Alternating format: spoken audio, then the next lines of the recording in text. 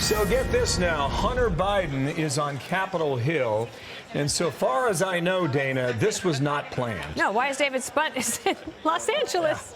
I'm confused. So 2 weeks ago, we were sitting here, and we'll re-rack it for you and show it to you. It's just happening right now.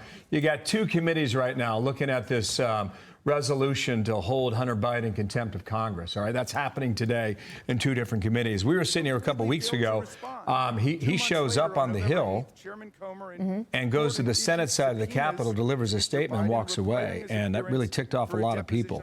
This is the ranking minority member of this committee with James Comer. So Hunter Biden is at that table. Is that right, guys? Is that what we saw a moment ago? Yep. All right, so he's inside this room with this committee. Let's watch.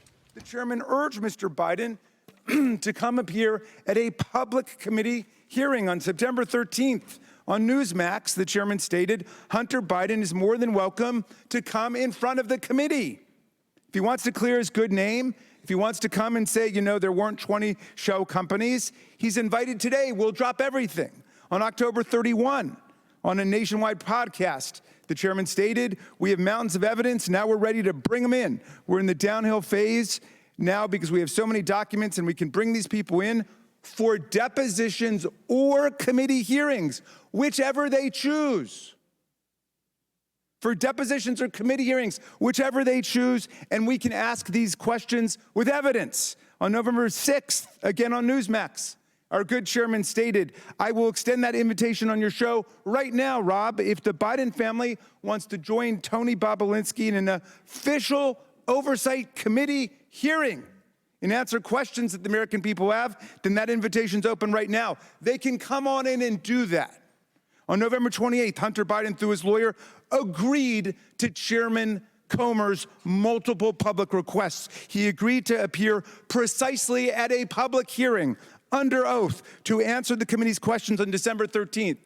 Exactly what our good colleagues, the Republicans who had information about January 6th, never agreed to do. They never agreed to testify anywhere under oath about what they knew.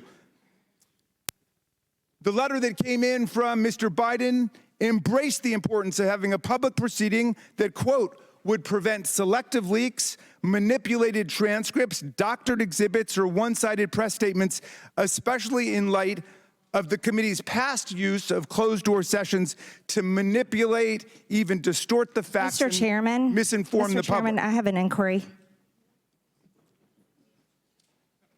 State your point. Mr. Chairman, don't we have House rules and committee rules regarding subpoenas and then rules about having hearings and having questions with witnesses that must be followed? Mr. Chairman, I'd like to reclaim my time. State the rules, Mr. Chairman. Hold on. We could just interrupt each other with an inquiry? Your time was expired. I'd like to know the rules of the House and our committee. Read them. They're available to every member. The rules state for a deposition, if that's what you're asking, 3 days notice, you have to have the stenographer and all of that. So that's. Mr. Chairman, So just to clarify, we can't have someone just walk in. Time's expired. Mr. Chairman, point of Do inquiry. any other members wish to be heard? Mr. Chairman, point of inquiry. Mr. Chairman, I did endure multiple interruptions in my opening. Could I finish? Would that be all Well, right? you went over your 5 minutes, but I'll give you 30 more seconds. Okay. The chairman refused to take yes for an answer from Hunter Biden. Instead, on December 1, they pulled a bait and switch. They changed the terms of their request. They rejected his offer or his acceptance of their offer and insisted that he now come in and sit for a secret closed-door deposition. On December 6, Hunter Biden's lawyer reiterated that Hunter Biden was willing to accept the chair's original request and once again offered to appear on December 13th or any other date in December to answer any question pertinent and relevant to the subject matter. He again raised concerns about closed-door sessions. That's what brings us to today, Mr. Chairman.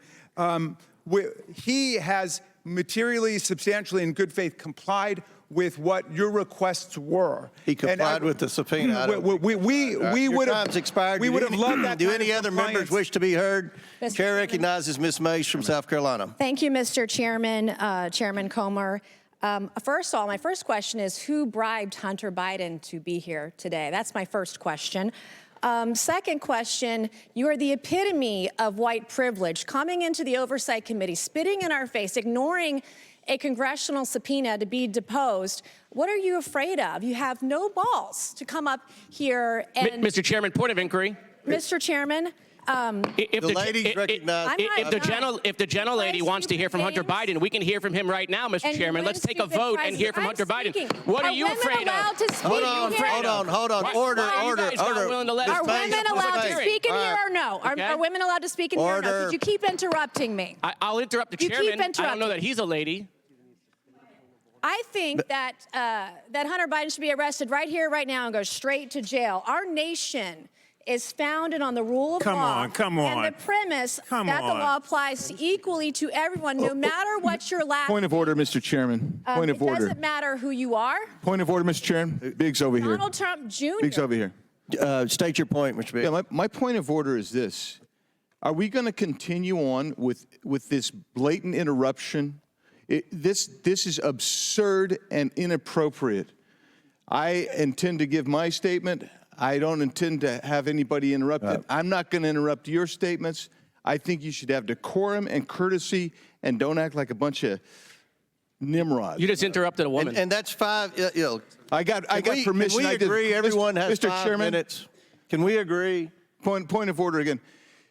The assertion that I interrupted was absolutely false. That's typical of the gentleman who spoke it. I got permission to speak from the chairman. I spoke. I was interrupted yet again by the gentleman who doesn't choose to go through the chair and follow proper order. I encourage us, I think if we're going to have any respect at all, we need to have proper decorum. Well said, well said. I'd like to finish. The rules are everyone's going to be recognized for 5 minutes. Anyone that wants to be recognized will be recognized for 5 minutes. Ms. Mace has 4 minutes and 13 seconds left. Chair recognizes Ms. Mace. It does not matter who you are, where you come from, or who your father is, or your last name. Yes, I'm looking at you, Hunter Biden, as I'm speaking to you. You are not above the law at all. The facts in this case are crystal clear. This committee used and issued a lawful subpoena to Hunter Biden, a critical witness in this committee's investigation into Biden family corruption. Hunter Biden and his lawyers did not claim privilege of any kind because clearly he has none. They didn't contest the legitimacy of our reasons for issuing the subpoena, no reasons, because they clearly are legitimate. And yet he refused to comply. Trump's family members, Don Trump Jr., he did not defy a congressional subpoena. He showed up multiple times for multiple depositions for several hours. In doing so, Hunter Biden broke the law. He did so deliberately. You did so flagrantly. You showed up on the Hill, on the Senate side, the day of that congressional subpoena to defy it and spit in the face of this committee. That's what you did. The question the American people are asking us is, what is Hunter Biden so afraid of? Why can't you show up for a congressional deposition? You're here for a political stunt. This is just a PR stunt to you. This is just a game that you are playing with the American people. You're playing with the truth. Hunter Biden wasn't afraid to sell access to Joe Biden to the highest bidder when he was in elected office. He wasn't afraid to trade on the Biden brand, peddle influence, and share those ill-gotten gains with members of his family, including Joe Biden. He wasn't afraid to compromise the integrity of the presidency and vice presidency by involving Joe Biden in shady business deals with our foreign adversaries. But Hunter Biden, you were too afraid to show up for a deposition. And you still can't today. I believe that Hunter Biden should be held completely in contempt. I think he should be hauled off to jail right now, because it wasn't long ago, too, my friends on the other side of the aisle, that you also believed in the power of a congressional subpoena. Not long ago at all. You believed in holding those who refused to comply with a congressional subpoena accountable. And I stood with each and every one of you. I am the only member in this room today who has held a member of my own party in contempt of Congress for not showing up for a subpoena. And I see nothing but complete hypocrisy on the other side of the aisle. The ranking member of this committee even so eloquently put it, the lesson is, please tell your children out there in America, if you get a subpoena to go before Congress, go. You have a legal responsibility to do so. So the hypocrisy is stunning. What are we to tell our children today? There's nothing the other side can say with a straight face.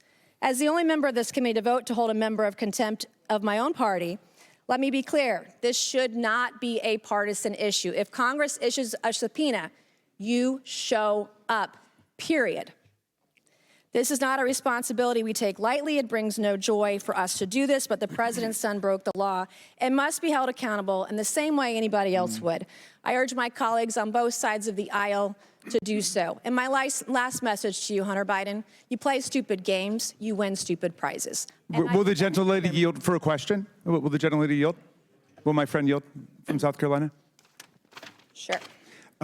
I do want to commend the gentlelady who was the only Republican who stood up and voted to hold in contempt the Republican members of the House who blatantly and categorically refused to comply with subpoenas that came from the bipartisan January 6th committee.